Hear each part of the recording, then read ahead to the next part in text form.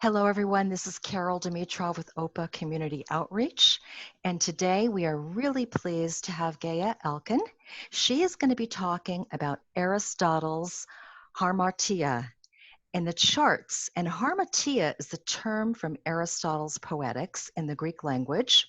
Hamartia means to err or mistake. Aristotle uses this term while explaining the hero's tragic fault in the Greek Tragedies. He suggests that the hero has always a hamartia, and this hamartia takes the hero to the tragic end. This is a kind of weakness, a bleeding. It's a point of life that destroys other things. Hamartia is like a specific characteristic of human nature. It is like having more or less a code, mostly ethical ones, in someone's nature. And this imbalance causes some damage to the life process. This work is on how to find hamartia in the natal charts and how to use its benefits for ourselves and for our clients. And a little bit about Gaye. She is actually an ISAR CAP and a professional astrologer. She is living at this current time in Istanbul, in the Istanbul area. She studied traditional to modern programs at ASA and continued her studies with Hermetic astrology with Alexander in the Sarongik and also energy astrology with his lovely wife, Leah. Hellenistic astrology with Chris Brennan, in addition to studying Uranian astrology and also electional astrology and horary astrology at the Astro Art School of Astrology. She edits Turkish astrology books. She is a licensed instructor of theta healing and is actively teaching these healing systems. She currently hosts the Isar Star Club in Turkey and translates their weekly magazine, which is online to Turkish, and is responsible for Isar Turkey social media. Her articles are being published in astrology journals and magazines, such as the Career Astrologer, Isar website, and the Isar Journal.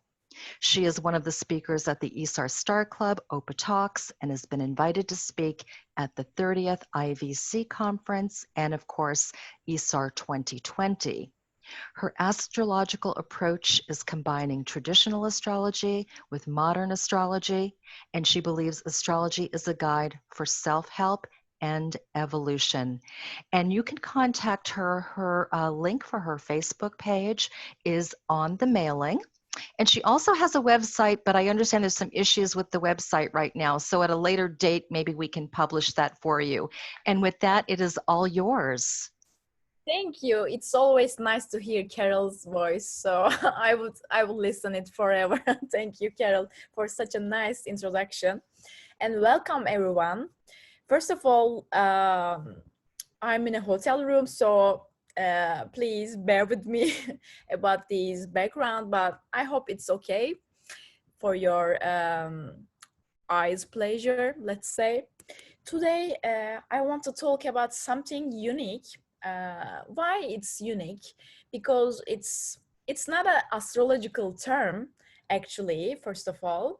However, I'm kind of a person that's likes to connect everything to everything. I have many planets in Pisces and Mercury in Pisces. If you ever met Mercury Pisces, or you are all astrologers, you will know that Mercury Pisces everything is connected to each other as a whole. So this is kind of my approach. For example, my previous talk was on combining, reconciling whole sign and Placidus system, which you can find in Isar Star Club's archives. So this is kind of the same approach, but this is more like related to philosophy. But you know, philosophy is also about human life, about universe. So everything is connected to everything. So we will find new ways to interact with the charts today. And this is some kind of an approach that I use when I first see a chart. I don't always think, oh, where is the Hamartia or something like that. This is not working like that, to be honest. But this is an interesting point of view that I want to share with you. let's see the main structure. What will you see? So you can know that what to expect, what not, and you can follow the structure by this. As you see, we will first discuss the connection. The connection is really important because it's establishing the foundation of our understanding Hamartia and the chart's relation. So it's important. There is a rule which I will talk about a little bit later today, obligation and possibility rule. And we will talk about Aristotle's terms, some of the terms, let's say. He has a huge, he has many books, many resources, so some of the terms, and Hamartia specifically. So after that, we will talk about defining the exaggerated quality of our charts, of our lives. So it's more of a virtue sometimes. Sometimes we can call it a quality. We will get to that more in depth. We have some examples, and we will conclude by formulating this in an easy, basic way. So I hope these all sound good for you. The connection between Aristotle's terms and astrology. What is the connection? As I said earlier, the knowledge of the universe is whole. I've never been a person that puts everything, aside. This is for this, this is for this. This is not working in my life like that. So I believe that many disciplines feed each other. I studied two universities, two different departments. I graduated from both of them. One of them was cinema, one of them was theater criticism and dramaturgy. It's kind of a analytic thinking department. So we get to use to analytic thinking on some texts, some books, some theater materials. So it also helps my natal chart interpretation now. It's important for me. I became familiar with the ancient Greek terminology by this department, by this education. And what is surprising, actually it's not surprising, but I didn't know by the time that I would somehow study astrology when I was studying at the university years ago. And it's connecting. Nothing is wasted in the universe, as I always say. Nothing is wasted, and whatever you do, it's the law of effort in the universe. It connects each other. So in this work, we will talk about the connection and why we are talking about this, because Hamartia term and also the other terms in Poetics of Aristotle's, using main human patterns. They are connected to some human patterns. So these patterns are helping to understand our human being, our soul. So we will talk about these and try to understand each other or ourselves better. The obligation and possibility rule. This is interesting, really, because when you read Aristotle's Poetics or any other books, you will see that he's talking about some stuff. However, he is not actually, it seems like he is talking about some fiction ideas, like, philosophy, you can say, but he is talking about real life issues, real things. You can sense and understand that. Poetics is like that too. Aristotle explains the structure of a tragedy in that book. Tragedies in ancient times was plays, today's plays, theater plays. Kind of different, but the same thing. So Aristotle says that there is a rule in tragedies, and this is obligation and possibility rule. So according to his rule, a tragedy, if it's a good one, a real tragedy, a real play, it needs elements of real life, and it needs the obligation of possibilities rule of the universe. What does that mean? if something can happen in real life in a certain way, it can also happen in plays too, he says. That's exactly what makes his terms accurate for our usage, and connection is possible by that. He constantly analyzes the real patterns of humanity in this book and makes the tragedy rules fit them. So while he is analyzing the real patterns of humanity, actually he is telling about our evolutionary understanding of astrology too. We will get to that. Obligation and possibility rule. Aristotle uses this measurement while defining the standards of a good tragedy, as I said, and saying that the events are happening in real life, and if they are happening in real life, they can happen in plays too. For example, what is the obligation and possibility? Let's look at deeper. For example, a disabled person, as you read, in a wheelchair, can't walk a minute later. This is kind of, there are certain laws, Saturnian laws in the universe. So it takes time, it takes efforts. So maybe it takes medicine, etc. So there needs to be some cause and effect, some physical processes. That's important about this. According to Aristotle, as in this example, we see the possibilities which are limited, as in our charts. Possibilities are related to our obligations, our patterns, which are certain in our charts. Of course, I'm a strong believer of a free agency perspective, strong believer, believe me. However, there are some structures in our chart, so we know that by astrology, a turtle will not be able to fly in a minute, or if we can't, we don't put wings on it. So this is kind of an obligation, not being able to fly due to its nature, turtle's nature. As astrologers, we know that each chart has many configurations which bring out many obligations to an individual, and those obligations define the possibilities. This will be our foundation to understand the Hamartia of a chart. It sounds nice, right? Hamartia word. I like Greek language very much. So in Poetics, Aristotle has a plot structure. So this image is explaining it kind of nice. There is always an inciting incident. There is an inciting event.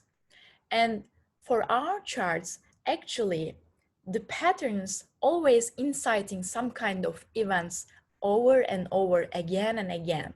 So this is a kind of where we will get to sometime later, some minutes later.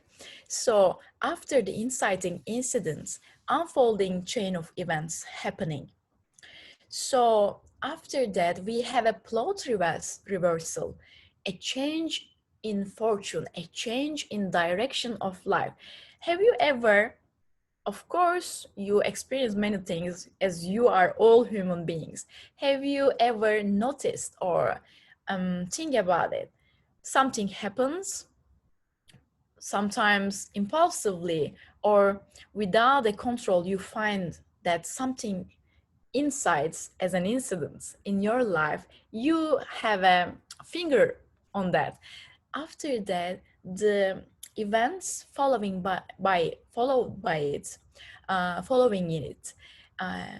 happens one by one. So you can see after that there is no control anymore, and everything is happening one after another.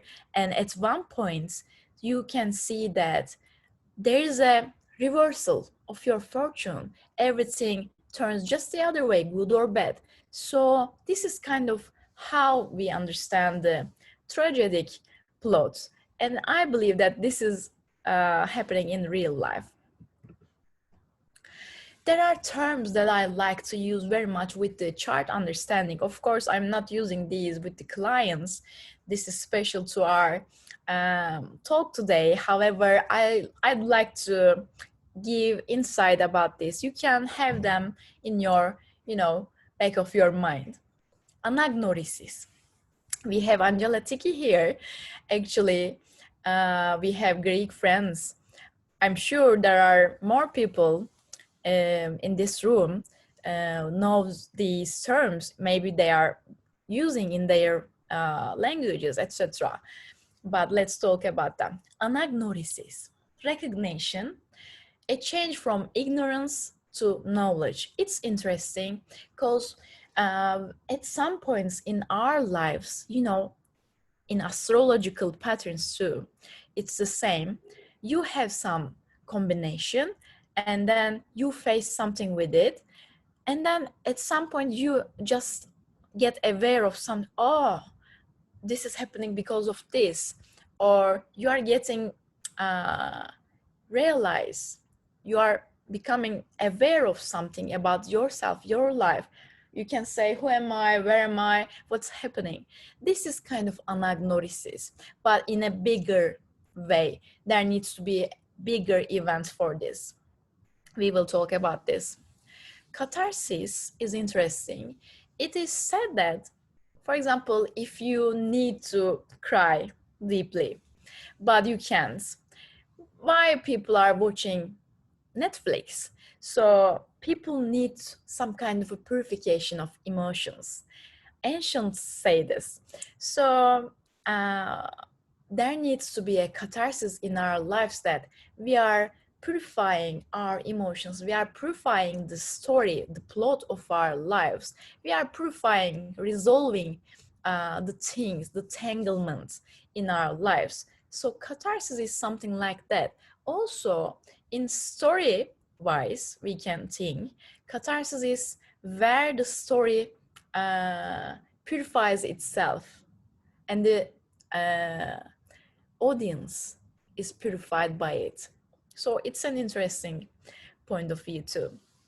Peripety, as you saw in the plot image, peripety is the reversal. Like suddenly something happened, someone finds you and your life changed, or in a bad way. So this is peripety. Or you discovered something. One day you woke up and said, what am I doing? I'm quitting the job. It's peripety.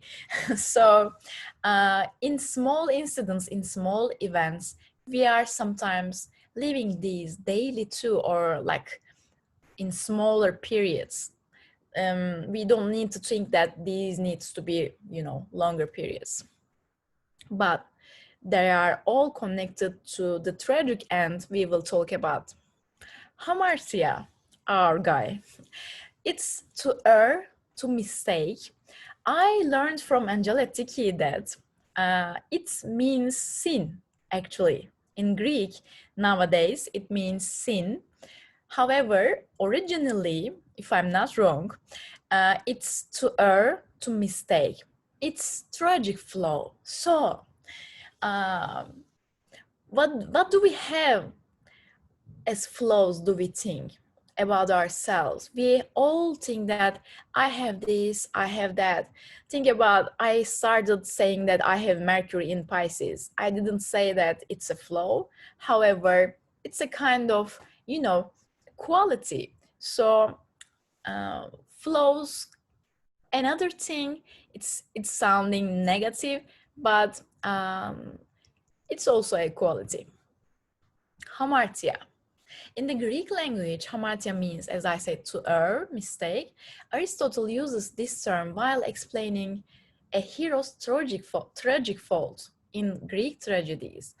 He suggests that the hero is our native in this work, the hero always has a hamartia, and this hamartia takes the hero to the tragic end.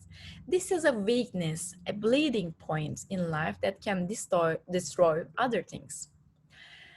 Yes, hamartia may be a specific characteristic. I don't know how many of you are familiar with Sophocles' Antigone, but let's think about it like a natal chart owner. Antigone has braveness and loyalty virtues. So this work is about also our virtues, our qualities, and qualities includes virtues. So Antigone has a braveness was too much for her. She wanted to bury her brother's dead body, but it was forbidden because this is Sophocles' play, by the way, if you don't know. But the brother was called a traitor. He was believed that he betrayed his country, so it was forbidden to bury him, the brother. So Antigone insisted about burying him, and many of the works about poetics, Hamartia uses Antigone's this kind of Hamartia, this kind of quality about burying him, and she ended up committed suiciding. So the term hamartia has insisting nature in it. There is always a blind or compulsive impulse to do something and the exaggeration of a quality. We will need this information. Okay. The blindness and the exaggeration of a quality or virtue, it's the same thing basically, almost. The blind compulsion to do something and the exaggeration of a quality or virtue are the two signs of the Hamartia effect in the charts. We know that this insisting repetitiveness may show itself in the charts in some configurations.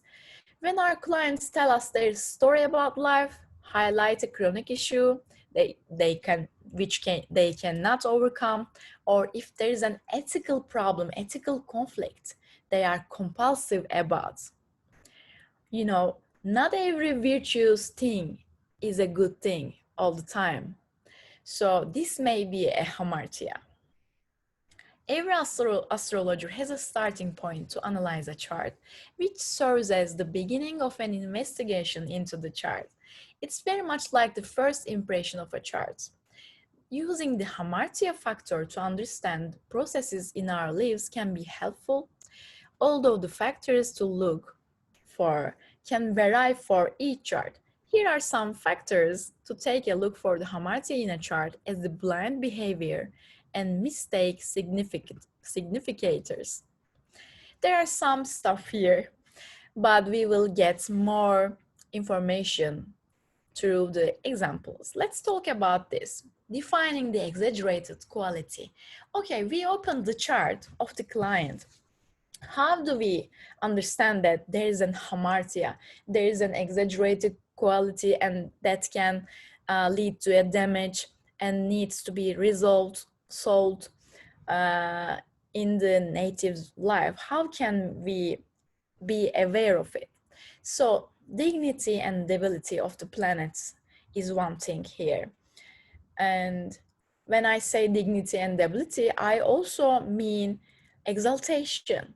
We think that mostly as classical astrologers, exaltation is a good thing. Like Venus in Pisces is, Venus is exalted in Pisces, or Jupiter in Cancer. However, exalted planets has the most of the quality in that planet. So, for example, if you have Taurus, and if you have Moon in Taurus, you will feel the Taurus comfort zone more than maybe, let's say, what can we say about this? Mercury in Taurus. We can't say Venus in Taurus, it's also some kind of thing, same kind of thing. However, exalted planets, it's, you know what I mean here. It's actually not about the bad thing only. It's also and mostly about the good quality in our charts and in our lives.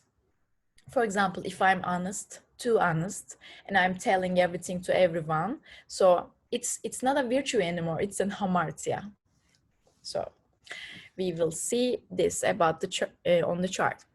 Listening to the client's story and trying to find the conflict, which is mostly ethical, in his/her behavior are the important factors.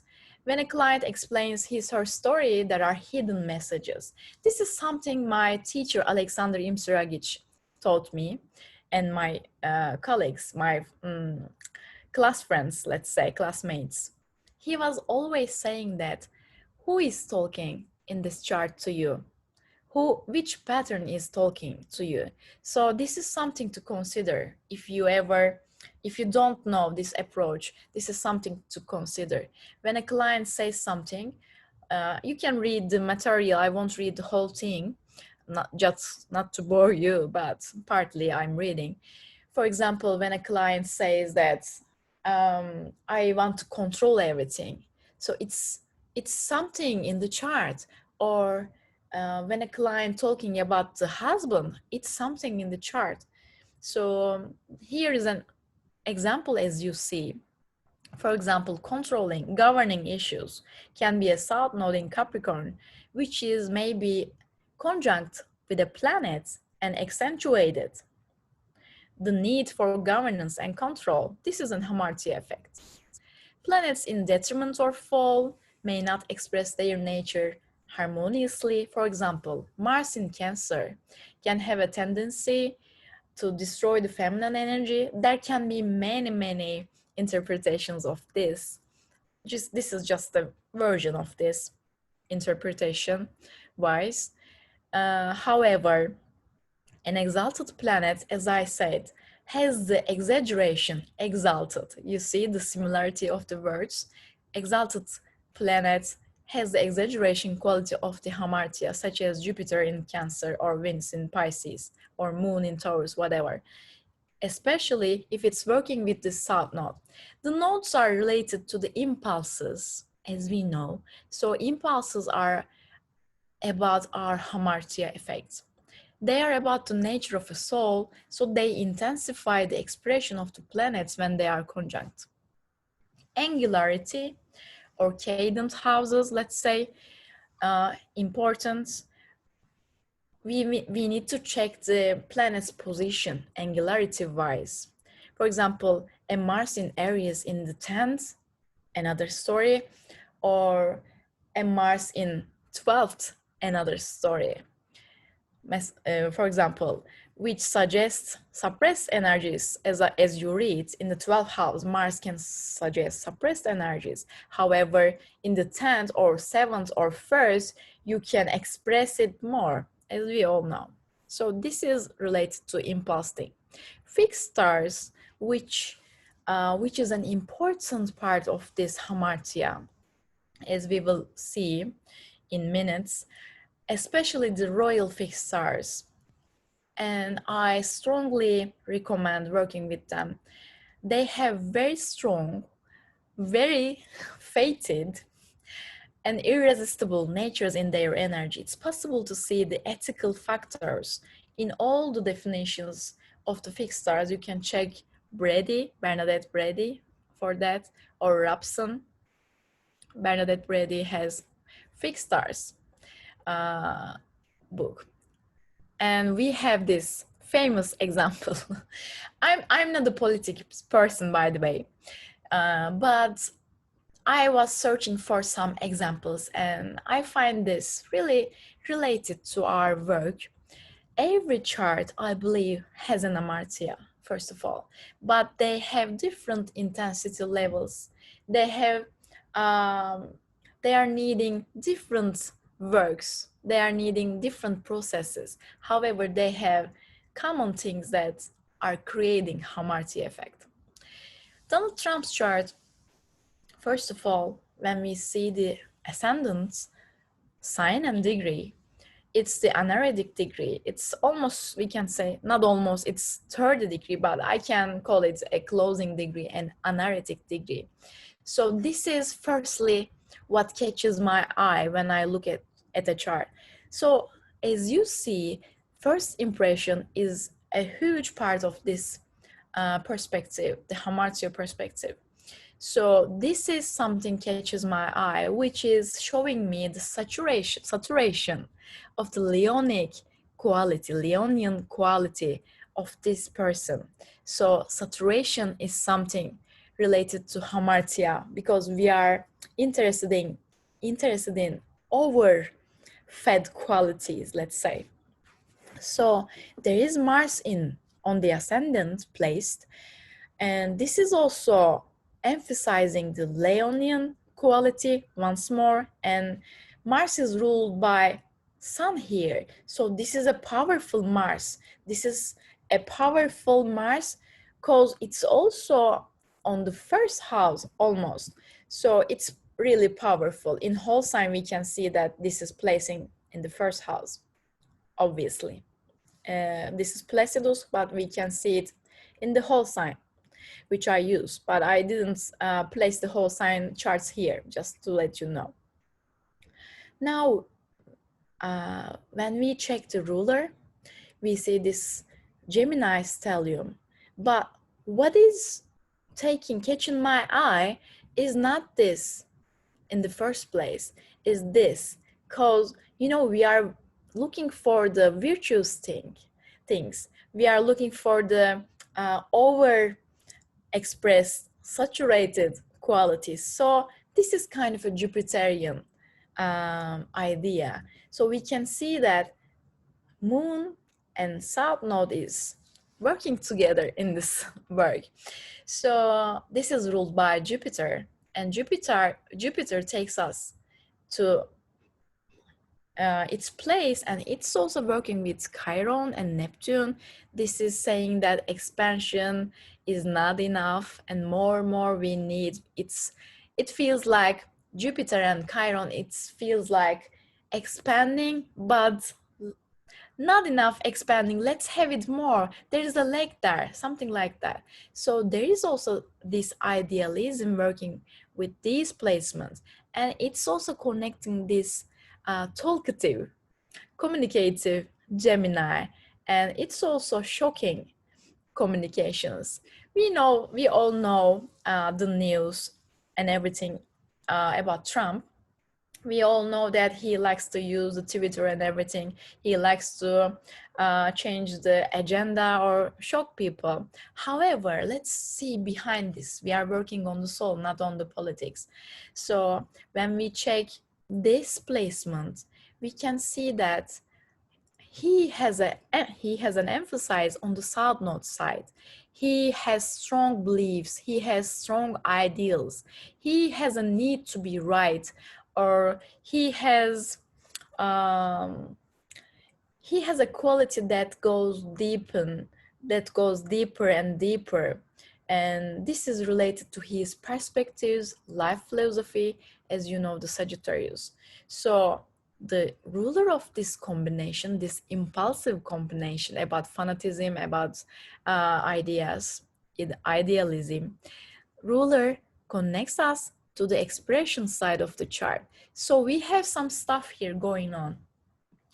Let's see, this one first catches our eye, and emphasis on this South Node and Moon. So when we work with the fixed stars, we can see that Regulus, one of the 4 royal stars, Regulus, is on the ascendant, and Regulus is related to strong, let's say, powerful positions, power and fame.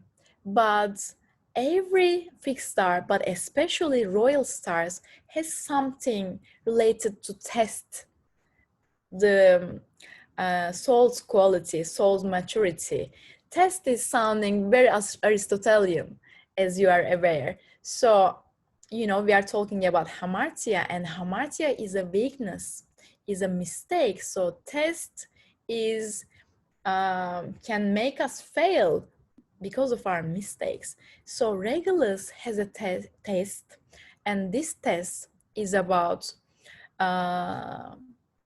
you know, when you get powerful as a Regulus owner in your chart, you don't need to get revenge of the situation of the person. So this is the virtue test. So as I see through the Hamartia effect's eyes, this chart, of course, a chart is has a lot of dimensions, has a lot of layers. Let's keep this in our minds, but for this presentation we are focusing on the particular things. So this and Regulus, and there are many other things like Ras al Hagu. This is also related to ideals and healing effects. Healing. He wants to heal something inside of him by his ideas, by his, life perspective. So it's interesting. We all do things for our positive reasons, right? So when we are doing something damages us, or when we do something in general, we don't think that we are doing a wrong thing. We mostly think that we are right. So this is something like that. He may think that he is a healer. Actually, he is healing with his philosophy and etc. This is interesting. So we have Hitler, and there is no connection between my examples, by the way, by any means. Just my Mercury in Pisces. Intuitively, I always choose the examples. So this is another story. As you see, we see another impulse here, and this is in the third house. So this mind wants to govern, wants to expand, needs actually craving for love, the moon in Capricorn. However, at the same time, he is not getting it, obviously, with this Chiron in Gemini and everything, the emotional wounds, etc. So purification of a race, he's one of his ideals, in quotation. So this is actually ruling, overcorrecting things. So his mind was working like this, and his mind also was working with shaping things.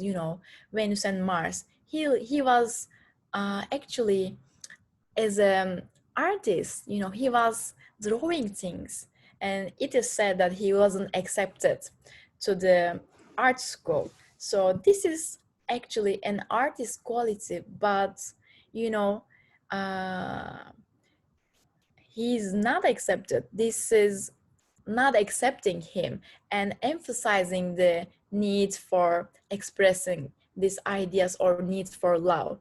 So there is this overcorrecting, over-governing issues here. And when I see this chart, I can immediately see that there is an impulse here. And by the rulership, it connects everywhere. Yeah. Let's see his fixed stars. Okay. His moon is conjunct with Fasces, which is really interesting. Fasces is about cruelty and why a person is relates to, why nature or God does this. It's kind of a soul's process. It's kind of an work in process to we can just bend things, we can change things, or we can work with the higher resonations of things. So never code a chart, in my opinion. So when we see the fasces and the moon together, uh, he is actually damages himself first of all, and there is a need to change. There is a need to be liked, loved, and he is not getting it. As you see, actually everything is connects to each other, the ruler of the ascendants. So the Saturn in the 10th, so Saturn in the 10th is also like and classical astrology says that when you see Saturn in the 10th, it means that the king is pushed out of the throne. So this is kind of a feeling that he has, and this Saturn rules this stellium. It says a lot. So Facies says something about the impulse. He needs to govern, and he does this with the brutality, with sometimes uh, cruelty. It's kind of tricky for his soul. Che Guevara, you know, this is an interesting chart too. And in this chart, I want you to take some seconds and check for yourself before I talk about it. What do you pick as an Hamartia effect? First of all, I see Antares degree, which is South Node degree, ninth of Sagittarius. And it's really a strong royal star, another royal star, Antares. So this is giving some kind of success, some kind of need for success to a person. But at the same time, it gives the success too in real life. However, it gives some kind of an obsessive situation. The person gets the success, gets successful, but after that, if the person gets too obsessive about staying successful or getting more successful or achieving more things, you know, Jupiterian energy at the end of the day. So the person gets a test, a moral test there. What is that test? Not getting a revenge from the other people who are not successful, or from the other people that stayed behind you when you are getting when you are moving forward. So this is kind of thing. So we can see that although this person is a kind soul, is a we know him as with good intentions for people, like he wanted equality, he worked for equality and social justice. But we see that there is a hamartia hidden there, you know? You understand now. So this can be the inner dynamic of his efforts. So all these people that I've talked about, there is a story, you know. I will be talking a little more examples. However, let's think until this point. There was a plot and there was inciting incidents. Think about the Trump's first attempts, or think about the Hitler's first decisions, or think about the Che Guevara's first decisions to act for the rights of people, or join to an organization, or he was writing articles, for example, he was writing about his political ideas. So this situation over there. Yes, let me take a breath. What I want to say, there was an inciting incident in all of the story, and this can be repetitive. This can repeat again and again, and this can be recreated all the time until the person gets the point why he is or she is creating the position or the situation in the life. And after that point, you can control it. You can be aware of it. So here is the deal. Che Guevara, you know, didn't have a good end. Or like we will talk about Gandhi. He was also prisoned, and Hitler ended up with a tragic end, in my opinion. And Trump is not very much liked by his country. So these are all, you know, kind of results of the hamartias. It can be either good or bad, but an emphasized quality in the person. So you see this Uranus there, but let's talk about another thing. The ruler of the ascendant always gives us a lot of information, you know, because the ruler of the ascendant is the person. It signifies the person itself.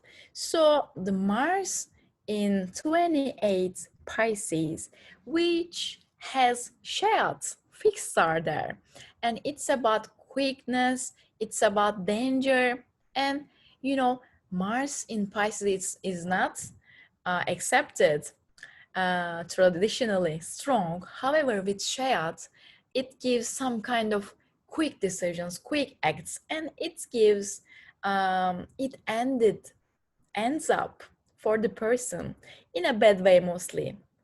So this is something to consider. And this ascendant working with the South Node and the Uranus, this revolution soul. So there is another thing which Maurice Fernandez mentions in his workshops, the moon in Pisces in the 12th. He says that I like to use his perspective, and I want to mention about his perspective here, not related to Hamartia, but also add something here. He says that moon in Pisces in the 12th, it's like a collective's sponge, or it's connected to collective. So he was feeling collective's feelings or needs basically, but this needs to be righteous or successful in the ninth higher ideals, or maybe it's like in the foreign countries. So it was related to the revolution. And also there is another thing here. See, this second house is very Taurian. It's very Taurian, but he was fighting for the economic reasons, basically. And it was the inciting incident. So let me check the fixed star I noted here. There is Capulus conjunct with Sun in Taurus. So Capulus is also about strength, loyalty, and concentration. So he was actually working on these money inequalities. This is also important to consider. There was some issue here, and everything is affecting everything. See, Capulus here and Shad here. There are many things, and you can also be interested in more with time. Let me check my time. Okay, there is Gandhi's chart. As we know, Gandhi, he was saying that the most powerful fight is without fight. He was a fan of, let's say, pacifist action. He was a believer of non-violence actions. So where do we see that, and how does it affect him? There is a quality here, and a strong emphasized quality. And what is that? He was very stabilized, my friends. He was very stabilized about something. But he was fasting for days, he wasn't speaking, he wasn't fighting. This needs some stabilizing, or this needs some fixed signs. So we can see all these fixations here. And actually there is a real manifesting the earth element's power here towards the others, towards the seventh house. However, he is actually working with two dynamics inside. He is actually, he has a suppressed, stabilized, strong energy inside. And this is like Mercury in Scorpio is like taking a vow not to speak, making a vow about something. It's suppressing, or it's burying your speech, burying your words. So it's interesting to mention.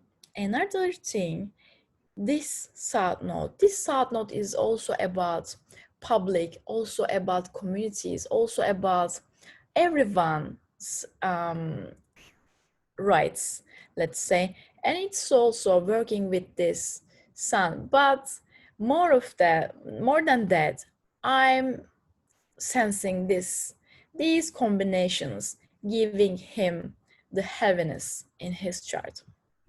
Let's see. There is Zuben el-Shemali fixed star with his Mars.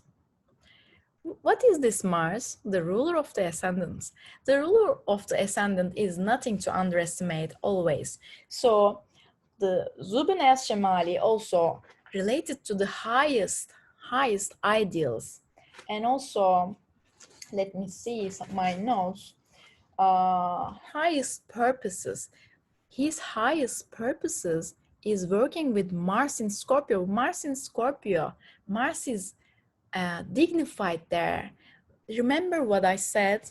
I said dignity or exaltation is not a good thing all the time. So he ended up many times in prison, and it wasn't the best life. However, he did this for his soul's purpose. This is another story.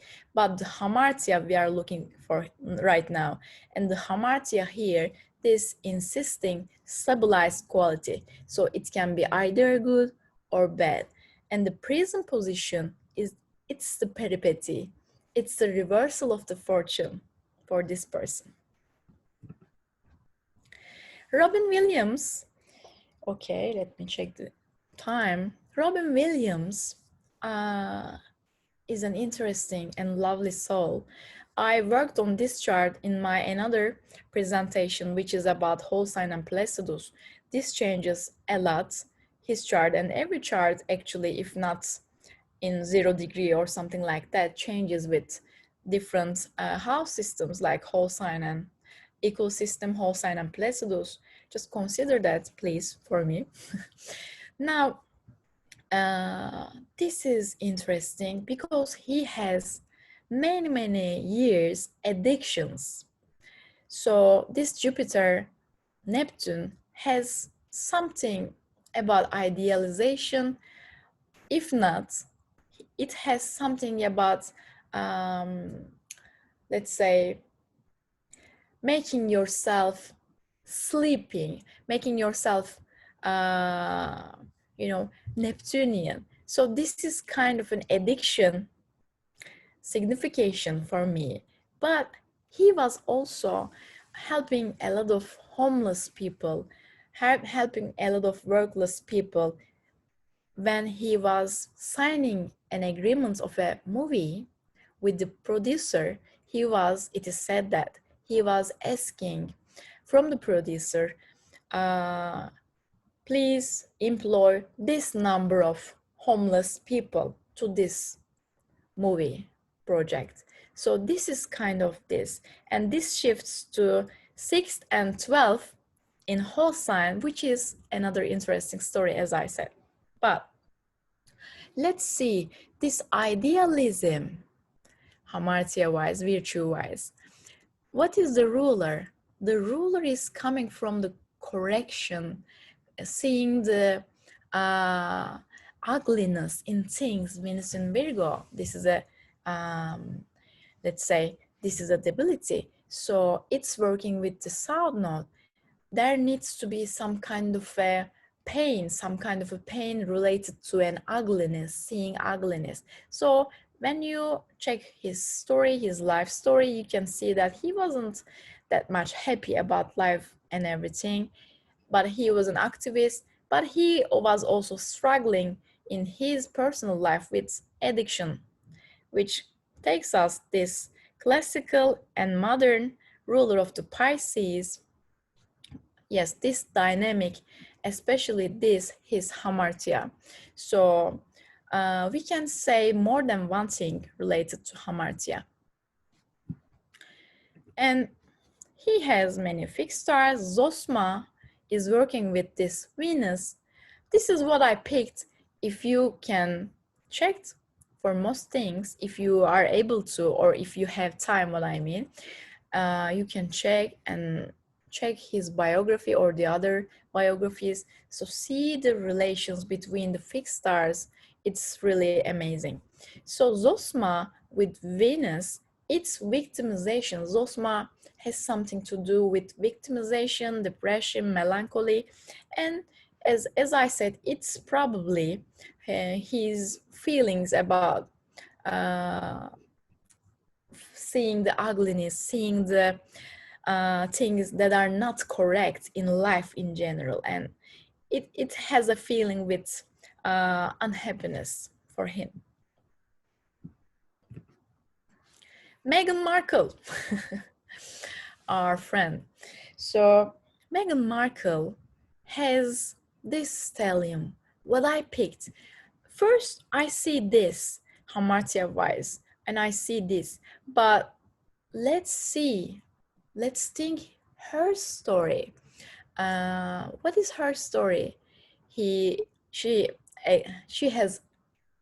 was accepted to the royal family, married to Prince Harry. But after that, she said that I don't want to live in this society, in this family, and I want to be free, earning my own resources.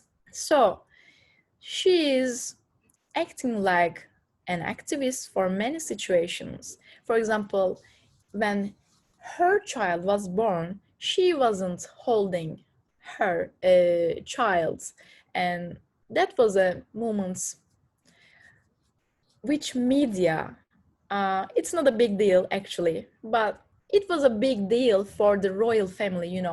She was giving the baby to the husband's prince's child.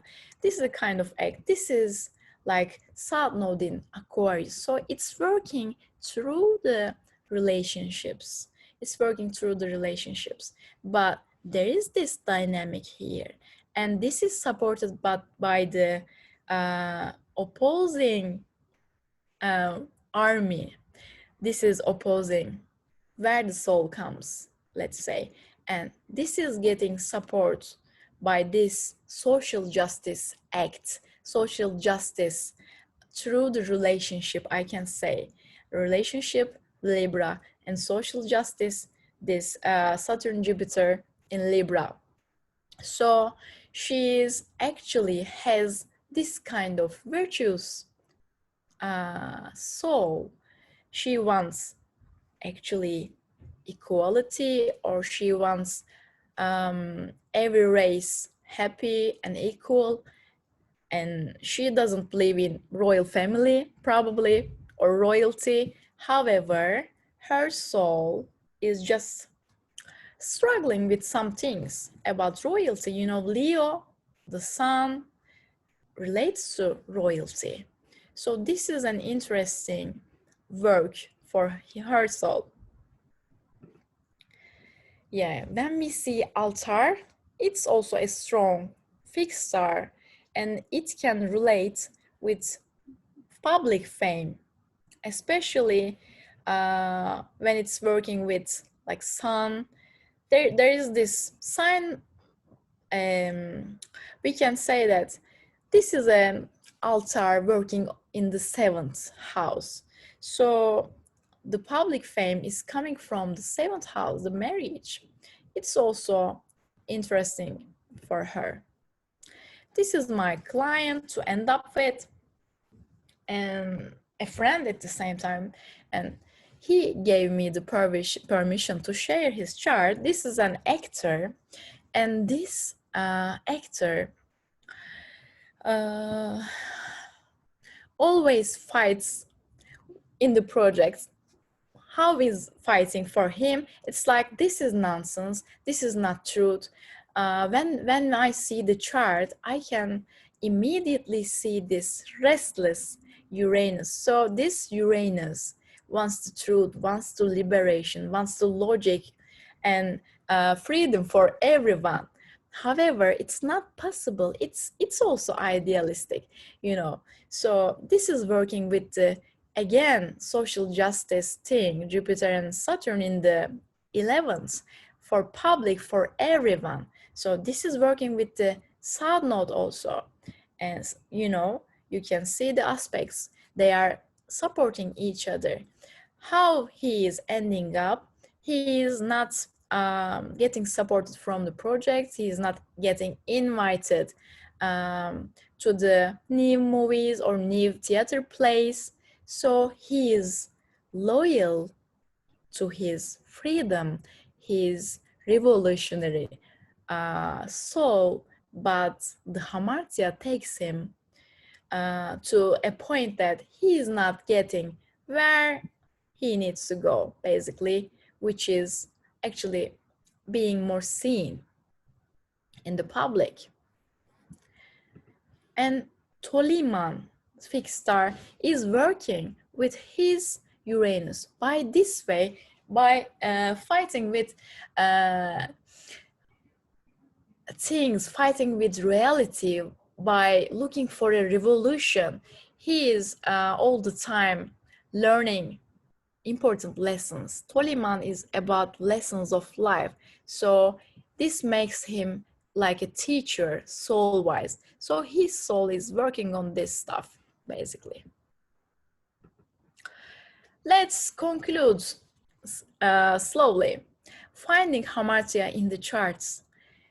Let's think about it. What is your first impression of the chart? What catches your eye? Please consider this. What catches your eye? And what do you feel like? What is heavy? What is speaking to you? Client, another note, client speaks her, his chart. Which combination is speaking to you? For example, for my client example, when my client says that this is nonsense, this is unacceptable, it's Uranus speaking. So this kind of stuff. Another note, where is this? Where is the imbalance? Where is the imbalance? Where is heavy in the chart? What is impulsive? Impulses, as I said, either from the fixed stars or the nodes, especially south nodes, but maybe another thing. So check the chart for the strong emphases. What are the extremities, degree-wise, dignity, debility-wise, angularity-wise? Conclusion. Hamartia can be seen in every chart with different levels of intensity. This can be a starting point only, and can open up the chart in order to create easiness for the evolution. It's a kind of key. What I mean by that, when I say to the clients what he is creating with this revolutionary rejection kind of virtues, acts, behaviors, but he's actually creating a damage in his career. So there needs to be some flexibility for this person. Hamartia is taking him to the so-called tragic ends, but he needs to be learning, flexible. There are more examples in this presentation. You can think for each and every one of them. They are all taking themselves to the tragic ends. So at one point we can control these impulses, this hamartia of ourselves. For example, if you want to be always successful, this can be a hamartia, and see where it's in your chart like this.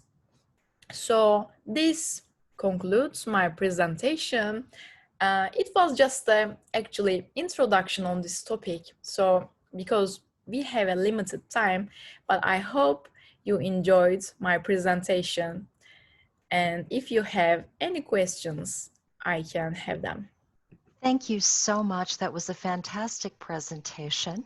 And we do have a question from Costanza, and she's asking, how many degrees would you give the fixed stars to the planet involved? Also, do you consider the conjunctions to the planet? Yeah, for classical astrology, it's 1.5 degree, which is traditionally accepted. But not but 1.5 degree is actually for a planet or a south node or a north node, it's 1.5 degree. But for aspects, that was the but, for aspects, I sometimes, mostly, let's say, use sign-based aspects. So that's another story. I hope this answers. Thank you. And then from Angela Tiki, she writes, excellent. Love the perspective of Hamartia in a chart and the way you incorporated it. I totally agree that domicile and exalted planets are not always working in a positive way. Thank you. You're And welcome. yes, and Costanza writes also, thank you. So I think you answered her question for what she needs right now. And if anyone else has a question they want to type in the chat box, and if not, you can also contact Gaia by going ahead and contacting her on her Facebook page. You can message her there, you can like her page, and she will definitely keep you updated when her website is back up and running. And Peter is writing, thank you for the lovely presentation.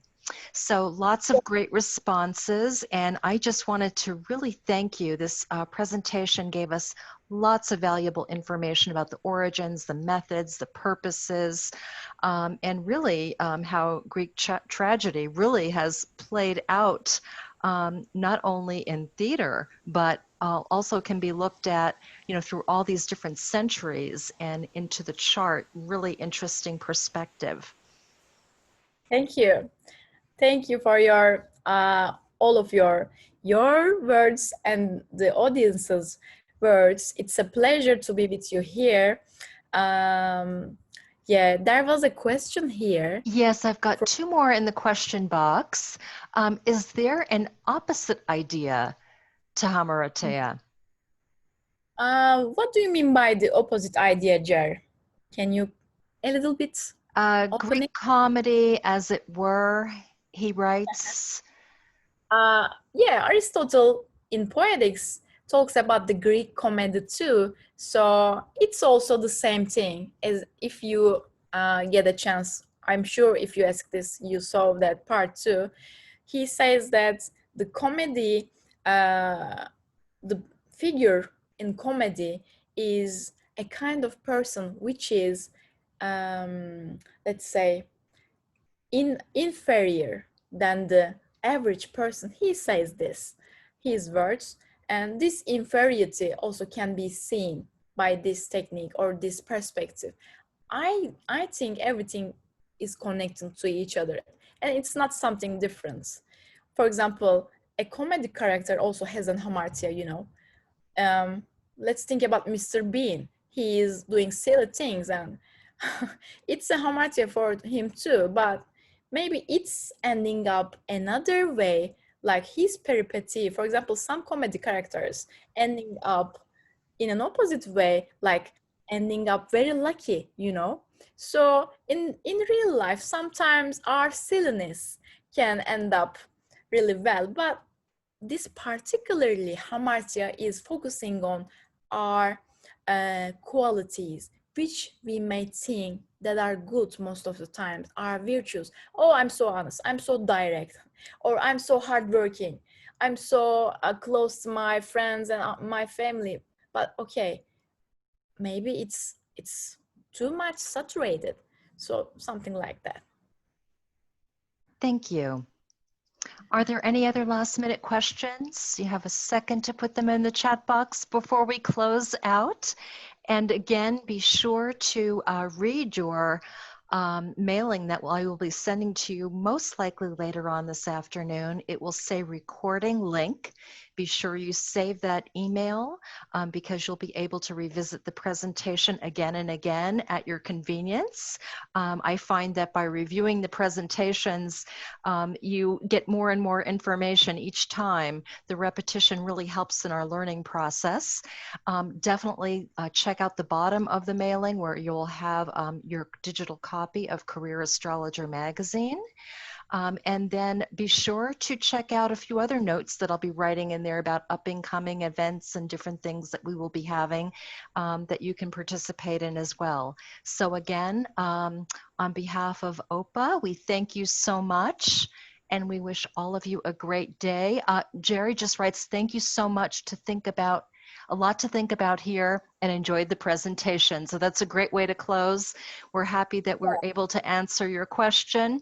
And again, everyone, I look forward to seeing you on the next OPA member presentation. Have a great day.